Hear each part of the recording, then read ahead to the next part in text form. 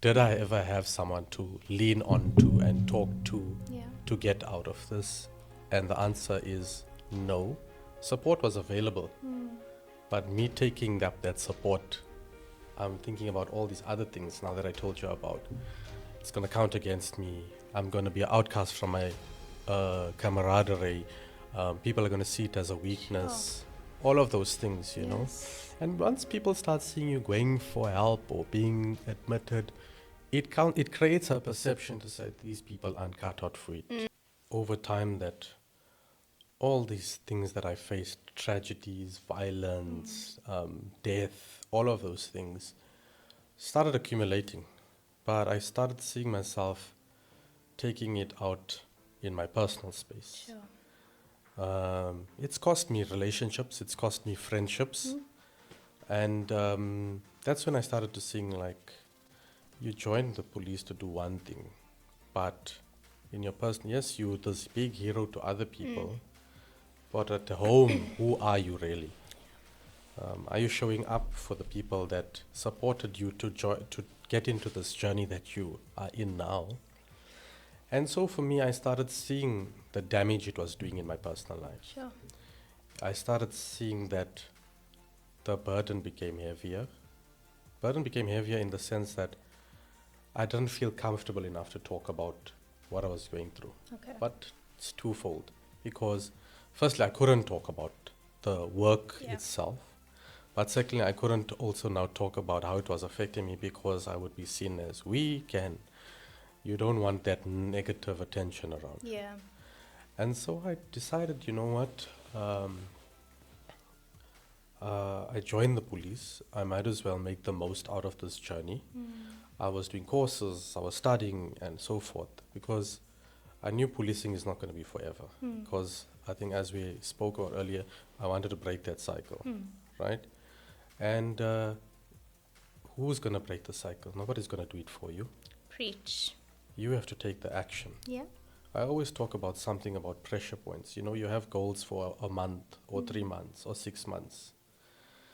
But some people just wait for that moment of achieving the goal and they don't plan for the next. You get into a comfort zone. Yeah. And then, like I said, the cycle continues and nobody ends up breaking the cycle to say, listen, this isn't good, it's not healthy. Yeah. Break the culture. And so I broke the culture and I started applying out to different organizations Okay. that aligned with my career trajectory. And then I found myself in the financial sector or private sector. And yeah, my life's just changed and been different from there because you come out of this hard, military, confined, disciplined environment. And you get there and people are calling you by your name, first name basis. How are you? Are you okay? Oh, I've never wow. had people ask me that. And you don't know how to respond because you're placed in a position like, who asks that out here, Yes. you know? And then your Like guard is everybody's also up. getting on with life, everybody's on their own zone and in their own lane. They're not worried about how you are or how you're doing. Or even if you ask the question like, do you really care, you know? What are my answers going to be? So you just say okay and you get the common answer. Or, it doesn't help complaining. Yeah. It helps complaining because you get it off your shoulders. Yeah. And then tomorrow's a new day. You start off with new things that you're going to Exactly. deal with, right? And yeah, I found myself in the financial services. I think I've grown a lot. I think one of the key words in corporate is work-life balance. And you learn these new things and you're like, where have I been living under a rock all this time? Nobody taught us about work-life balance. Yes. But you learn that, yes, after work, there's still a life that you're living. Yeah. There's still a balance you need to create. Whether it's going to the gym, whether it's reading a book, whether it's just speaking to a friend or a colleague, it creates that balance. Yeah. Because currently you're on a wave. Yeah. But how does the sea become calm in your life if you don't add that balance? That's amazing. Thank you for sharing that. What is your balance? What do you do to just take a breath? Yeah, so I think I have a lot of elements that I use to balance me. I think when I got to corporate, I don't know what's a mentor and a sponsor and Yeah. a life coach and a that coach and a this Yes. coach. But I've learned to influence this into my life, Okay. having a life coach, Yeah. having mentors, having sponsors. Because I think we spoke earlier about who do you feel that you can lean on to, Yeah. and where's that support structure? Because if your cup is empty, who's going to fill that cup? Exactly. Who's going to pour into you on the days that you're low? You can be high all the time, you can be in the middle. When you're low, who's going to add the fuel? Yeah. And so I started influencing these things of having mentors, having sponsors, and also having life coaches. But also I looked at having activities that will also stimulate me out of the workplace. Yeah. Reading, whether it be going on morning runs, whether it be going to the gym. I'm an avid sports shooter, so I'd go to the shooting range, but not to take my mind off things, Yes. but it's because it's an activity that I loved doing. I saw it as a sport, right? And so I had all of these things. I never thought I'd be reading books, but here I am reading books. I never thought I'd be on platforms like this telling my story. I never thought I'd be on platforms where I'd be a panelist talking about leadership, talking about how it is to balance all of these things, Yes. shifting and making a pivot from law enforcement to a financial sector. Yeah. But having the balance allowed me to be an extroverted person, because I was always introverted, but not introverted by choice, introverted by culture and conditioning. Yeah.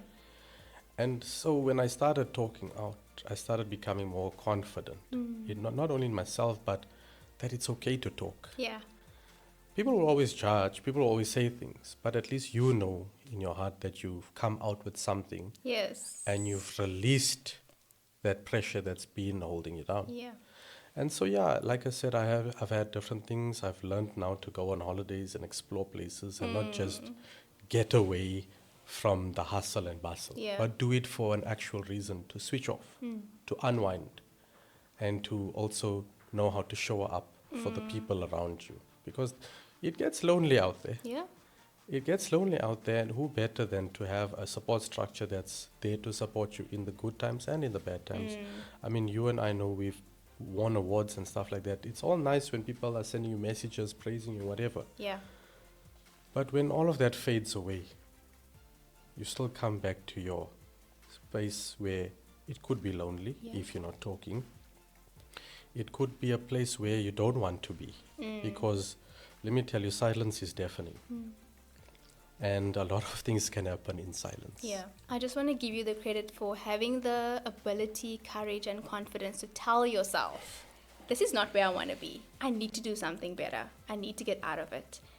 You have that inside of you. You actually decided there's more to life. I can't be stuck in this. But there's a lot of people out there that actually don't have that option, or the mindset muscle still needs to be built. What can you say to them, particularly men in uniform? What can you say to them to encourage them when they don't have that mindset to move on like you did, or look for better opportunities? This is all they have. This is their family's bread and butter. But they're navigating this on their own challenges in silence. What would you say to them to encourage and motivate? I think I want to say this, and I don't want to limit it to just men in uniform. Yeah. Because you have men in corporate careers, in leadership positions. You have men in different areas of their journey in life or career path. Yeah. Firstly, I want to say I see them because I was one of them. Yeah.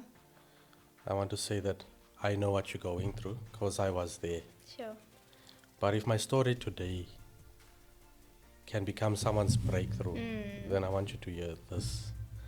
And that it's okay to talk. I know when you wake up in the morning, you need to show up. Yeah. Not just show up for your workplace, show up for your kids, show up for your wife, your family. Leave that behind. You go to work, you need to show up as the fun guy, perhaps. You need to show up in a meeting. You need to show up in an operation. You need to show up in that board meeting. Yeah. You have to laugh with people. You have to entertain people. It becomes heavy. You still have to now take that pressure from the day still come home, leave that at the door, and still show up to either help your kids with their homework, take them to extramural activities, or show up for your partner, whoever it may be that's at home. And my thing is that don't wait for next week or next month or tomorrow. Start talking today. Whether it's that close confidant, whether it's the friend, whether it's the colleague, Yeah.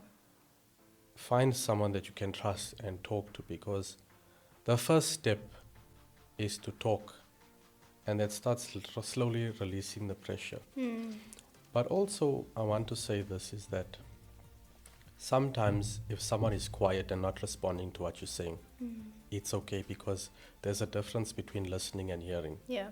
Sometimes people talk out and they just want to be heard. Yeah. They don't want any advice. They don't want anybody to judge them. They just want a listening ear. And once they gain that comfort, they start opening more. Sure.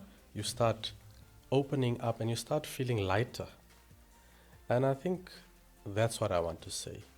There's a lot of times where you feel like you need to depend on something, whether it's drugs, whether it's alcohol, whether it's other substances. Yeah. But those are just small, quick fixes that don't end up coming to an end goal or an outcome. So I would say to men is to firstly start talking. And look, there's a lot of support around. You might seem like it might seem like there's no support, Yeah. or you may seem like you're stuck in this alone.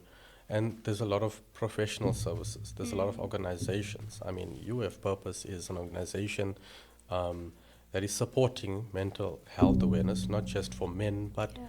families, because it's a family dynamic, right? And whether it's in a faith-based community, whether it's in a workplace environment, whether it's NPOs like You Have Purpose, there's a door you can knock on, and the door will be opened, Yeah. and the help that you seek can be sought. Yeah. I love that. Something as simple as talking, finding that safe space. Men, you are not alone.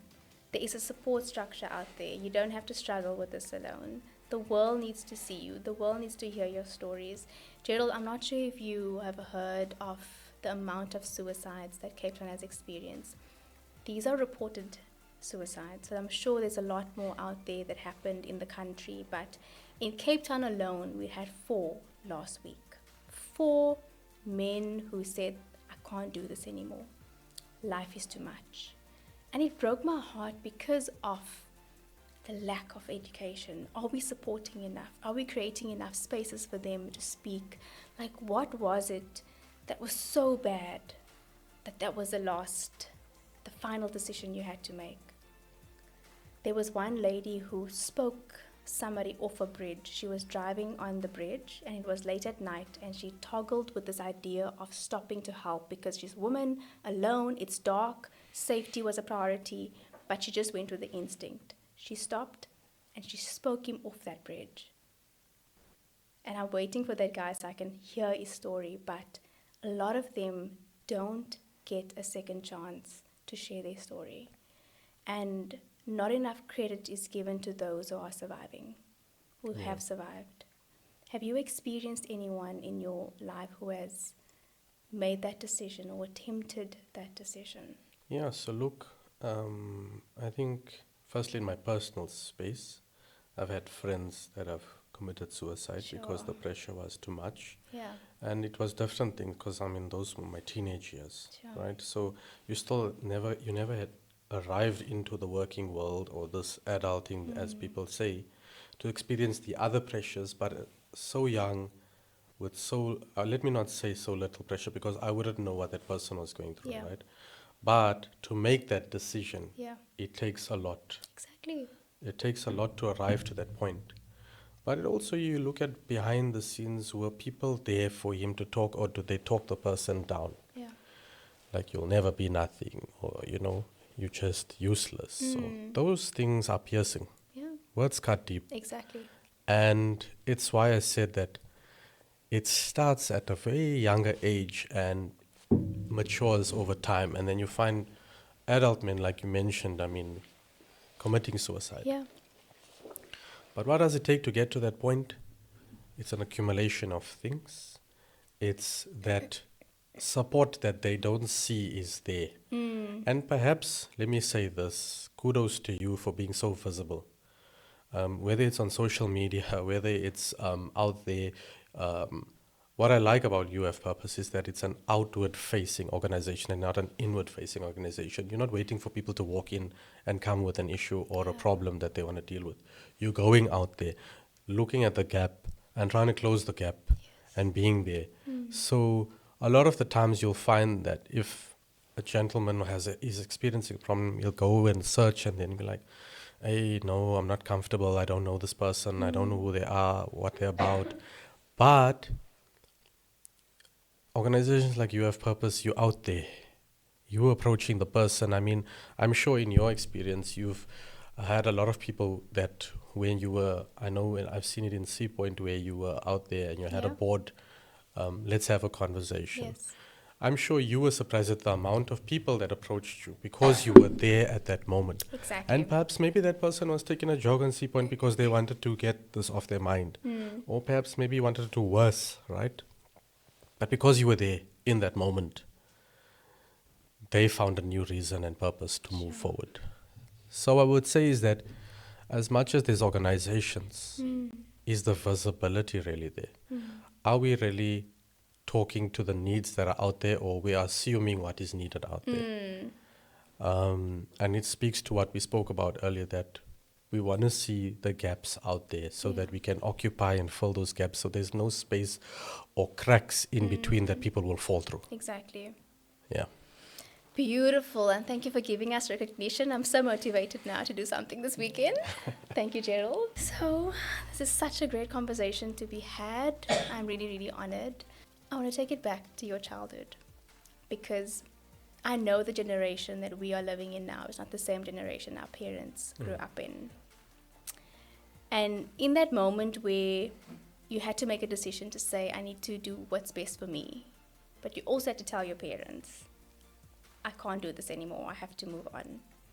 How did you get yourself to having that conversation? And I'm asking this because there are so many of us out there that don't have the opportunity to share with our parents what we are going through, right? I'm talking specifically about the adolescents, the teenagers who can't speak to their parents because it's a different generation. How do we go about navigating the two generations, but also creating a safe space for us to say, I'm struggling, I'm not okay? Take us back to that moment where you did that. What was that experience like for you? So look, sometimes life is not all glitz and glamour, right? You always look at TV series and movies and you see this perfect family life. Not everybody gets to experience that, Yeah. right? So yeah, I think I've experienced divorce, Sure. divorced parents, got back together. Sure. I've experienced drinking, abuse, all of those things in a whole, Yes. right? And so over time you realize that sometimes maybe you can't speak to that person because they're going to see you as a weakness. Or I never raised a child to be this way. Yeah. What are you talking about? And then you get the others who are more coming from a religious point of view, like we do this type of prayer or we go to this type of institution. Why would you feel that way, you know? And so I would say that a lot of the times we tend to lean on ourselves, on that independence, but that becomes heavy. Yeah. So I would say the turning point or the determining factor was seeking help outside. That someone's going to listen, whether that be a therapist, whether it be a psychologist.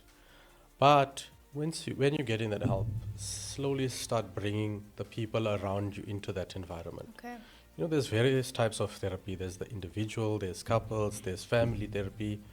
But slowly you work on yourself, and when you're at a comfortable point, you start bringing these people into the equation. Not to say that there's something wrong with them, but for them to understand how you reached this point Yeah. yourself where it was breaking, that you couldn't take it anymore. And you start understanding, okay, where is it that we all went wrong? Yeah. Or perhaps maybe this was generational, and that's Yes. how we arrived here. Or maybe there's a stereotype that's always been seen, and we arrived here. Yeah. I mean, if you were to look, I mean, in our generation, nobody told us if you have a problem, come and speak to us. Nope.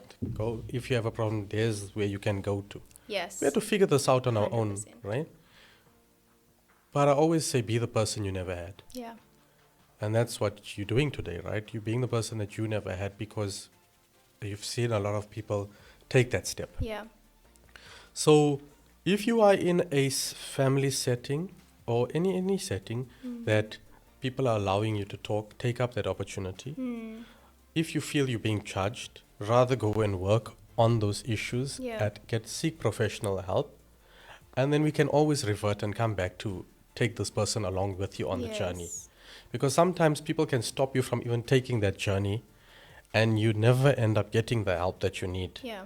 Because you're always being suppressed, you're always being pushed down, and people see all of these support services as a weakness Yeah. rather than a strength. Yeah. Yeah. So, that is so profound, eh? And I particularly ask you that because of how many of our young individuals are struggling nowadays because they can't speak to their parents. And you alluded to that so well because my friend who committed suicide, we grew up in the same era. We went to school together, we studied together, and when she did what she did, it was a shock and horror for us because how can she? Why didn't she speak to me? Why didn't anyone see the signs?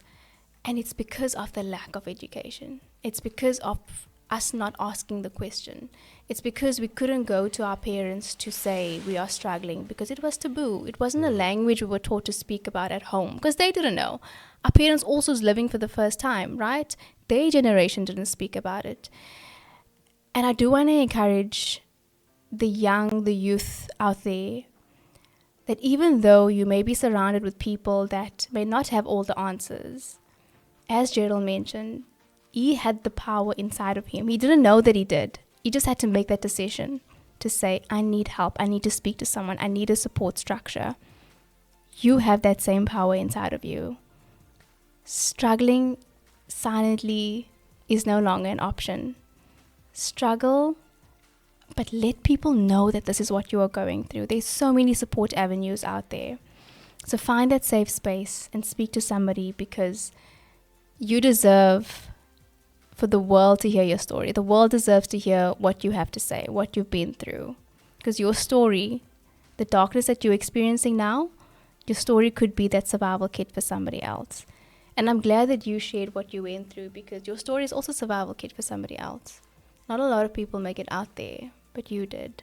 So thank you for empowering us. Thank you for sharing your words of wisdom to us. This has really been such an amazing chat for us to have. Perhaps people are listening to this and thinking about, I have the same story, Yeah. or I'm going through the same thing. Or perhaps even you're on the other side of the coin where you're not probably going through something, but you're thinking, how can I show up for somebody? How could I be there for someone? I want to say, check up on that friend that you haven't heard in a while. Check up on that colleague who always seems okay at the office. Yeah. Check up on that man who's always showing up, but you don't see the burdens that he's carrying or the weight that is holding him down. Because it's just that conversation that's going to spark something. Yes. That's going to be a support to that next person. So the coin is a dual side. Showing up for someone else, but also seeing your story in someone and thinking about what action can I take. If that person can do it, so can I. Yeah. Because breaking the stigma starts with us. Exactly. We need to take that action to Exactly. do better and to be better. Exactly. Thank you. Thank you, Gerald. Thanks, and thank you for the platform once again. And I wish you all the best in the future endeavors. And hopefully one day want to come out and experience what You Have Purpose does. Be a volunteer, whatever it may be. Yes. Because, people might see You Have Purpose as a group of individuals doing something. But like you said, maybe there's someone like me listening to this and they're like, okay, if he's there, perhaps I'll come. Or approach the organization. Yes. And whether it's me, whether it's a nurse, whether it's a teacher, whether it's whoever, when you find someone that you can relate to as well, it's not just only about the organization, but it's about someone that you can relate to. Yeah. And the more that happens, Yeah. the more people will reach. I know we spoke about You Have Purpose is currently here, this side, but I mean, at some point it's going to grow to other parts of the country, Yeah. across the continent, maybe to other continents. Speak it into existence. Yes, I mean, you are a global award winner, so why not take advantage of those global initiatives, Yeah. right? And yeah, I just want to say to you, thank you for what you're doing. Thank you for starting You Have Purpose. I mean, if I had known about You Have Purpose all those years ago, Sure. perhaps things could have been different. Um, but there's always two sides to a risk, right? You take the risk not knowing whether it's going to be to your benefit or to your detriment, right? But you still take the risk, and it comes back to what you're saying. It starts with us. Yeah. We need to take the action. And yeah, my message is to say this, is that start talking, Yeah. start taking action, and start investing in yourself and your mental health, and create that work-life balance. Absolutely love that. Thank you, Gerald, all the way from Johannesburg. I must also just mention that you're also doing such a great job, because you sent me a link to one of your barber's post that he made about opening up his barbershop to have conversations. Tell me about that. Yeah, so I think prior to us having this conversation, I just went to go and cut my hair at my barber, and he said something so profound to me. It's like, G, I put out this video. It's not something that I really do, but I figured out something, that there's a lot of men out there who are carrying a lot of weight, Yeah. a lot of burdens, a lot of issues.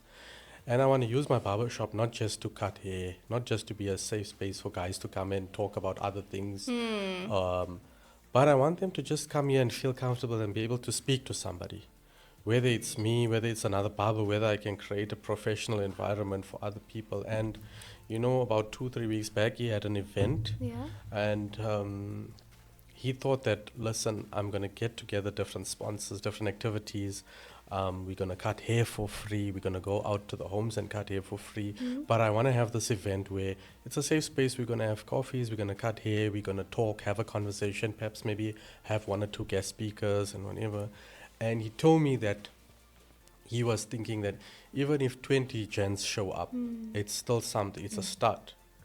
He had over 150 people. What? He had over 150 gens come and show up. Wow. And this is what ignited the conversation that he had, and reaffirmed what he was talking about, Yeah. that men, from adolescents to grown men to young people as well, are facing a lot in today's society. And who better than us to create that safe space or environments, or create Yes. opportunities for you to come and talk, Exactly. for you to come and relate with other gens that might be going through a similar thing. And so he's been on that trajectory, and I think that it's going to become a monthly, if not Love a it. bi-monthly event. Yeah. And yeah, thanks for that opportunity as well. Shout because out to Fades. Fade Barbers. Fade Barber for doing that. More barbers need to be doing this. He saw an opportunity. Yes. He didn't know the outcome, but there he goes. Yeah. And he fills that gap for Johannesburg men to come and find a safe space. So well done, Trevino. Tevin. Tevin. Tevin. Well done, Tevin. You rock. Thank you for doing that. But thank you for always advocating for mental health. This wouldn't have happened if you didn't message me to say, I have a story to share. And that's the way it starts. Yeah. Thank you for being vulnerable, for being open. A lot of the things you couldn't share because you swore into secrecy, but you still gave us some nuggets around that, on how you manage strength, what strength looks like for you, what courage looks like for you, and who is Gerald behind all of those titles. So appreciate having you here, sharing your story, flying all the way from Johannesburg for us. We just want to remind you that you have purpose, and Thank the world needs to hear more of this. So thank you, G. Thank you very much. Appreciate it. Cool.